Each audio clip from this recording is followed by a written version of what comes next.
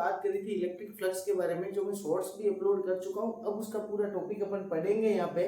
जो electric flux होता क्या है, जो आपने जो 12th क्लास की इधर बुक देखी होगी इलेक्ट्रिक फ्लक्स, जो फिजिक्स की बुक देखी होगी, तो उसमें इलेक्ट्रिक जो विद्युत जो क्षेत्र होता है, इलेक्ट्रिक फील्ड होता है, उसका ये एक टॉपिक आता है इलेक्ट्रिक फ्लक्स।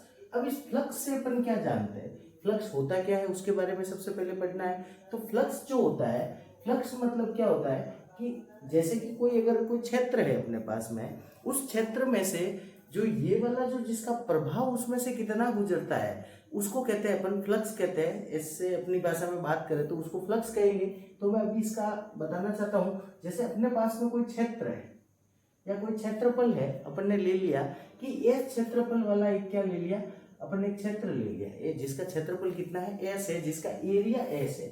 अगर इसका जो एरिया है उसका क्या है, मैग्नीट्यूड अपन ने ले लिया, एस मैग्नीट्यूड है, ठीक है। अब यहाँ से ये जो क्षेत्र है, ये क्षेत्र को क्या रख दिया अपन ने, एक यूनिफॉर्म का रख दिया, यूनिफॉर्म इलेक्ट्रिक फील्ड में रख दिया। मतलब यूनिफॉर्म का मतलब होता है एक जैसा इलेक्ट्रिक फील्ड, हर जगह पे क्या रहा, एक जैसा इलेक्ट्रिक फील्ड रखा हुआ है। अब ये जो इलेक्ट्रिक फील्ड जो है किसी की वजह से उत्पन्न हुआ है, किसी चार्ज की वजह से उत्पन्न हुआ है, जो मैंने पहले भी आपको बता चुका हूँ वीडियो में। तो ये क्या है, किसी न किसी चार्ज की वजह से उत्पन्न हुआ है। और उस विद्युत क्षेत्र में अपन ने क्या कर दिया, एक एस क्षेत्रफल वाला क्या रख दिया, एक एरिया रख दिया। अब इस एरिया से ये विद्युत क्षेत्र रेखाएं जो होगी, विद्युत क्षेत्र जो लाइनें जो होगी, इलेक्ट्रिक फील्ड लाइन जो जिसको कहते हैं, इंग्लिश में कहा जाता है इलेक्ट्रिक फील्ड लाइन, ये जो लाइनें हैं वो कितनी गुजरेगी। क्योंकि देखो कब अपन को पता चलता है कि इस एरिया में फ्लक्स कितना होगा, तो जितनी इससे जो विद्युत क्षेत्र रेखाएं जो गुजर रही है उसका अगर अपन में मेजरमेंट निकालूं तो उसको क्या कहेंगे, अपन इलेक्ट्रिक फ्लक्स कहेंगे। और इसको अपन किससे डिफाइन किया जाता है, फाई से डिफाइन किया जाता है। और जो इसका एरिया है फाई, तो क्या हो गया, फ्लक्स हो गया अपना, फ्लक्स जिसको कहेंगे इलेक्ट्रिक फ्लक्स कहेंगे। और जो एस है वो क्या है, मैग्नीट्यूड ऑफ एरिया है। क्या है, मैग्नीट्यूड ऑफ एरिया। जिस एरिया को अपन ने कहाँ रख दिया, जिस क्षेत्रफल को अपन ने कहाँ रखा हुआ है, एक विद्युत क्षेत्र के अंदर रखा हुआ है, इसका जो मैग्नीट्यूड है वो एस ले लिया। अब इसका अगर वेक्टर में बात करूं मैं, तो वेक्टर ऑफ एरिया उसको भी क्या ले लिया अपन ने, एस ले लिया, ठीक है। अब मैं बात करता हूँ किस में रखा हुआ है, तो इसका जो वेक्टर जो आएगा, एरिया का जो वेक्टर आएगा वो देखो, मैग्नीट्यूड तो उसका एस होगा, लेकिन डायरेक्शन जो होगी, direction of S is perpendicular to area, perpendicular to area. Area की क्या होगी, परपेंडिकुलर होगी। जो क्षेत्रफल अपन ने लिया है उसकी क्या रहेगी, परपेंडिकुलर रहेगी। जैसे ये अपना एरिया है तो इसके परपेंडिकुलर कहाँ जाएगी, तो ये वाली डायरेक्शन रहेगी। तो इसकी जो डायरेक्शन होगी, यहाँ से जैसे मैं बात करूँ तो ये हो गई इसकी वेक्टर की डायरेक्शन। अब समझना, यहाँ से है ये ई आपका क्या है, विद्युत क्षेत्र है, और उन दोनों के बीच में बनने वाला कोण कितना है, थीटा एंगल है। थीटा एंगल कौन बनेगा, थीटा एंगल क्या है, इंक्लाइन है। समझना इस बात को। तो मैं क्या लगा देता हूँ, ई डॉट एस लगा देता हूँ। समझना, इस डॉट प्रोडक्ट मैंने आपको शॉर्ट्स में बताया, जब कभी भी डॉट प्रोडक्ट होता है, डॉट प्रोडक्ट को अपन कहते हैं स्केलर प्रोडक्ट। क्या कहा जाता है, स्केलर प्रोडक्ट कहा जाता है, क्योंकि ये अदिश गुणनफल है। कैसा गुणनफल होगा, अदिश गुणनफल होगा, अदिश गुणनफल होगा। तो ये जो अदिश गुणनफल है, तो अदिश गुणनफल की जगह पे मैं क्या लगा देता हूँ, cos थीटा का यूज करता हूँ। और अगर सदिश गुणनफल है तो मैं क्या, क्रॉस मल्टीप्लीकेशन है तो वहां पे क्या करूंगा, साइन थीटा का यूज करूंगा। तो यहाँ पे देखना, फाई इज इक्वल टू मेरे पास में क्या आ गया, ई एस cos थीटा आ गया। समझना, ई एस जो cos थीटा आया है, अब ये जो थीटा है वो मैंने कंडीशन आपको शॉर्ट्स में बता चुका हूँ कि थीटा अगर 90 डिग्री होने पे क्या होगा, थीटा 0 डिग्री होने पे क्या होगा, और थीटा अगर कितना होगा अपना 180 डिग्री होने पे क्या होगा। तो ये मैं बता चुका था पहले उसमें शॉर्ट्स में। अभी अपन बात करते हैं जैसे कंडीशन नंबर फर्स्ट।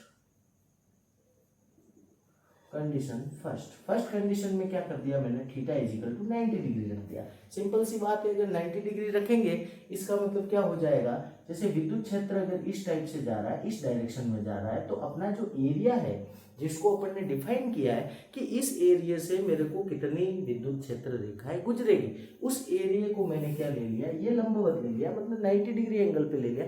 जैसे ही अगर इसको 90 डिग्री एंगल पे लेंगे अपन, तो जैसे ये 90 डिग्री एंगल हो गई, तो 90 डिग्री एंगल हो गया, तो cos 90 की जो वैल्यू होती है, आपने ट्रिग्नोमेट्री में पढ़ी होगी, साइन 0 इजिकल टू क्या होता है, 0 होता है, और साइन 90 इजिकल टू 1 होता है। इसका मतलब साइन का क्या होता है, ऑपोजिट होता है। तो ऑपोजिट की बात करेंगे तो cos 90 जो होगा वो कितना हो जाएगा आपका, जैसे 0 हो जाएगा। समझना इस बात को, अगर ये 90 डिग्री है तो फाई क्या हो जाएगा आपका, 0 हो जाएगा, मतलब फ्लक्स क्या हो जाएगा, 0 हो जाएगा, मतलब न्यूनतम फ्लक्स होगा।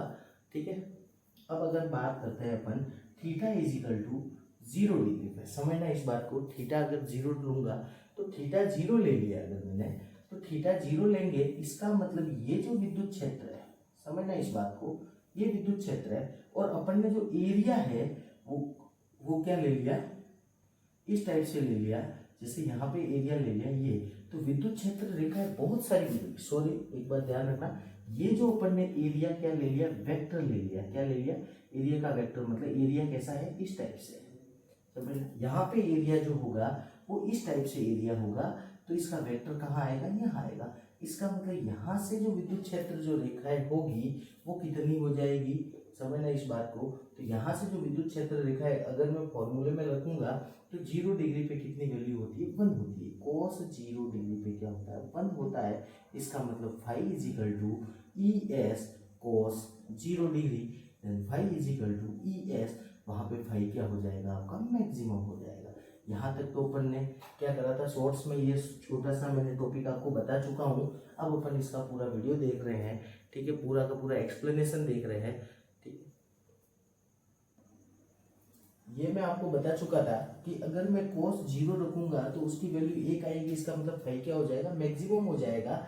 अब ये 2 कंडीशन तो आपको बता चुका हूँ, अब मैं तीसरी कंडीशन एक और लेके आ रहा हूँ। अपने को क्या है, 3 चीजें कि फाई पॉजिटिव कब होगा, फाई पॉजिटिव कब होगा, फाई नेगेटिव कब होगा, फाई क्या होगा, नेगेटिव कब होगा, और फाई है वो 0 कब होगा। ये 3 कंडीशन है, बहुत ही इंपॉर्टेंट है, हर एग्जाम में आपको पूछी जाती है, चाहे वो आरबीएससी का एग्जाम हो, चाहे सीबीएसई का हो, चाहे आईआईटी का हो, चाहे नीट का हो, या फिर कोई सा भी अगर लैब असिस्टेंट से रिलेटेड भी क्वेश्चन इसमें लैब असिस्टेंट वाले एग्जाम में भी इससे क्वेश्चन आ सकता है। ठीक है, तो अभी अपन बात करेंगे, देखो फाई पॉजिटिव कब होगा, तो अपन ने देखा यहाँ पे कि फाई अगर मैं 0 रखता हूँ, समझना, और फाई अगर नहीं, थीटा अगर 0 रखता हूँ और थीटा अगर 90 रखता हूँ, इसका मतलब 0 से लगा के, समझना इस बात को, 0 से लगा के 90 तक, 0 से थीटा की वैल्यू क्या होनी चाहिए, बड़ी होनी चाहिए, क्योंकि 0 जैसे ही रखूंगा, 0 रख दिया तो 1 आ गया, इसका मतलब 0 से क्या होनी चाहिए, कम होनी चाहिए। 0 से क्या होनी चाहिए, थीटा की वैल्यू अगर है वो 0 से तो क्या होनी चाहिए, ज्यादा होनी चाहिए, और 90 से क्या होनी चाहिए, कम होनी चाहिए। ठीक है, 90 से कम होगी तो वो क्या आ जाएगा, क्या आ जाएगा अपना फाई क्या आ जाएगा, पॉजिटिव आ जाएगा। 0 से ज्यादा और 90 डिग्री से कम होने पे फाई क्या आ जाएगा आपका, पॉजिटिव आ जाएगा, फ्लक्स आपका क्या रहेगा, पॉजिटिव रहेगा।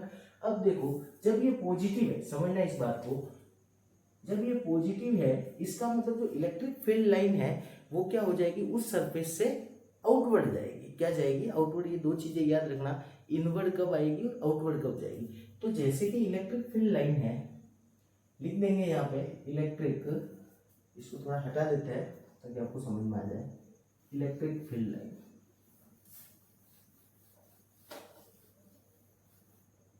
जो ये इलेक्ट्रिक फील्ड लाइन जो होगी आपकी, इलेक्ट्रिक फील्ड लाइन, वो लाइन कहाँ जाएगी, तो electric field line exit the region, क्या होगी, एग्जिट द रीजन। जो रीजन अपन ने लिया है, रीजन अपन ने लिया है, उस रीजन से, उस क्षेत्र से क्या हो जाएगी, एग्जिट हो जाएगी, बाहर निकल जाएगी। लेकिन जब मैं बात करता हूँ नेगेटिव कब आएगा, समझना इस बात को, नेगेटिव कब आएगा, तो देखो 90 से कम होना चाहिए तो पॉजिटिव आएगा, इसका मतलब 180 डिग्री से तो क्या होना चाहिए, नीचे होना चाहिए, 180 डिग्री से क्या होना चाहिए, नीचे होना, 180 डिग्री से थीटा की वैल्यू कम होनी चाहिए, और कितनी होनी चाहिए, 90 डिग्री से क्या होनी चाहिए, ज़्यादा होनी चाहिए। ये कंडीशन याद रखना कि 180 डिग्री से तो क्या होनी चाहिए, थीटा की वैल्यू कम होनी चाहिए, और 90 डिग्री से अगर ज़्यादा होगी, इसको ऐसे भी लिख सकते हो आप, 90 डिग्री से थीटा की वैल्यू क्या होनी चाहिए, ज़्यादा, और 180 से थीटा की वैल्यू क्या होनी चाहिए, कम होनी चाहिए। ये आपको थोड़ा शॉर्ट पड़ेगा, लिखना अच्छा रहेगा, और ऐसे अपन को याद भी जल्दी रह जाता है कि 90 डिग्री से अगर थीटा की वैल्यू कम है और 180 डिग्री से 90 से ज़्यादा है और 180 डिग्री से कम है, इसका मतलब आपका फाई क्या आ जाएगा, नेगेटिव आ जाएगा। क्योंकि जैसे ही मैं 180 वैल्यू रखता हूँ अगर, तो cos 180 की वैल्यू होती है -1, समझना इस बात को, cos 180 की वैल्यू होती है -1, समझना। जब मैं -1 रखूंगा, इसका मतलब पूरा फाई क्या आ जाएगा, नेगेटिव आ जाएगा। इसका मतलब 90 से अगर इधर जाएंगे, जैसे कि ग्राफ बनता है, जो भी त्रिकोणमिति में देखते हैं, तो ये क्या हो जाता है, ये x एक्सिस है और ये y एक्सिस है, समझना इस बात को। x एक्सिस पे 1 है और y एक्सिस पे 0 है, समझना। x एक्सिस पे 0 है और y एक्सिस पे 1 है। x एक्सिस पे कितना हो जाएगा, -1 हो जाएगा, और y एक्सिस पे क्या हो जाएगा, 0 हो जाएगा, समझना इस बात को। और 0 और -1, तो देखो पहला तो अपन लेते हैं और दूसरा अपन लेंगे साइन थीटा, समझना इस बात को। क्योंकि साइन 0 पे 0 होता है, वापिस ये साइन 90 पे 1 हो गया, और ये क्या होता है, cos 0 पे बात करूंगा तो cos 0 पे 1 होता है, और साइन 0 पे कितना होता है, 0 होता है। और cos 90 पे बात करूंगा तो 1 होता है, और cos 180 पे बात करूंगा तो कितना आ जाएगा, -1 आ जाएगा। क्या आ जाएगा, -1 आ जाएगा। तो अब अपन को याद रखना है एक चीज को, कि जब में -1 आता है तो इसका मतलब फाई क्या आ जाएगा, नेगेटिव आ जाएगा। 180 रखते ही अपना फाई क्या हो जाएगा, नेगेटिव हो जाएगा। इसका मतलब फ्लक्स अपना क्या हो जाएगा, नेगेटिव हो जाएगा।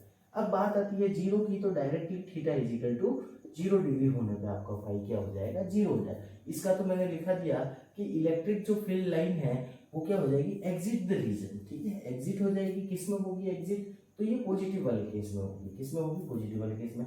और नेगेटिव हो रहा है, अगर फाई क्या हो रहा है आपका, नेगेटिव हो रहा है, तो नेगेटिव में क्या हो जाएगी कि इलेक्ट्रिक फील्ड लाइन होगी वो इनसाइड द रीजन आएगी। क्या आएगी, इनसाइड द रीजन आएगी। Electric field line, electric field line inside the region, inside the region, inside आएगी, अंदर की साइड आएगी, और यहाँ से क्या हो जाएगी, एग्जिट हो जाएगी। पॉजिटिव है तो पॉजिटिव से बाहर निकलेगी विद्युत क्षेत्र रेखा, और नेगेटिव है तो इनसाइड। मतलब जैसा आपका जो चार्ज होता था, नेगेटिव है तो इनसाइड आएगी और पॉजिटिव है तो आउटवर्ड जाएगी, उसी टाइप से ये भी है। ये याद रखने जैसी चीजें हैं, ठीक है। अगर 0 हो गया, अगर 0 हो गया, इसका मतलब क्या हो जाएगी, पैरेलल टू द रीजन। यहाँ पे इलेक्ट्रिक फील्ड लाइन क्या हो जाएगी, parallel to the region. Electric field line parallel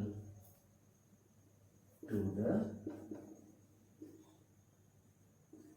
region, parallel हो जाएगी इलेक्ट्रिक फील्ड लाइन। जैसा कि आपका जो सरफेस है, सरफेस अगर पैरेलल है, इसका मतलब वो भी क्या हो जाएगी, पैरेलल हो जाएगी। ये इतना सा याद रखना है, ठीक है। आगे इसकी कंडीशन में बताने जा रहा हूँ। अगर देखो, ये तो था कि फ्लैट सरफेस है, समझना। ये अपन ने जो बात करी, इतनी सारी बात की, ये कैसी सरफेस है आपकी, फ्लैट सरफेस है। फ्लैट सरफेस को ले लिया, जिसका एरिया एक फिक्स है। अगर एरिया फिक्स नहीं है और फ्लैट सरफेस नहीं है अगर, तो अपन इलेक्ट्रिक फ्लक्स कैसे निकालते, तो उसके बारे में देखते हैं।